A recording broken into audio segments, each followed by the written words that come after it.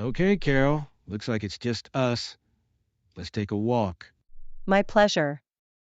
I've been waiting for this moment. Any place specific you'd like to go? Well, I want to end up at the place in this plant where the hexane is used. How we get there is up to you.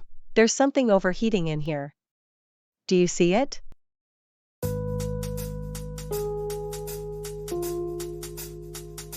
Oh, here is the logbook for the daily forklift maintenance inspections. Do you see anything interesting? Well, all these daily inspections look like they were filled in by the same person, using the same pen. The best part to me is that the box for fuel tank is checked. Okay, but this is an electric forklift. How do you suppose that happened?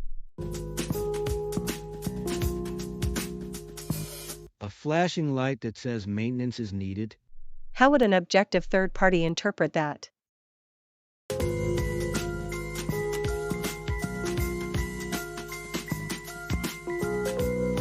Looks like I don't need to work too hard in here.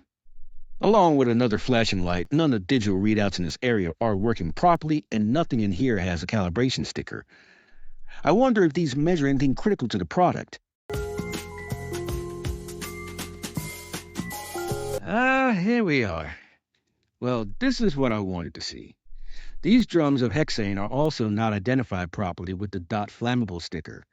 That tells me that these drums are not conforming, and therefore this is uncontrolled, non-conforming product. The missing SDS document that was supposed to be in the file was supposed to be put there a while back, at least when this shipment was received, and maybe earlier.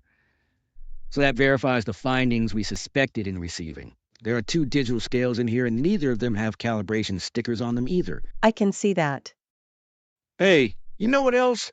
Not a single one of these drums is grounded with a grounding strap, and there's a pile of steel tools in this room which aren't spark-proof.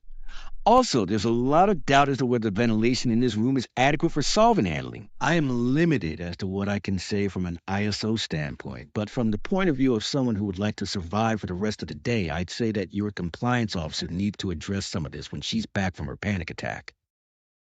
Well, where to now? Looks like it's time to pay a visit to your maintenance guy. There are multiple scales and digital readouts that are malfunctioning. There is a deficiency in forklift inspections, and there are lights that say need maintenance throughout this place that say to me there's a gap in conformity.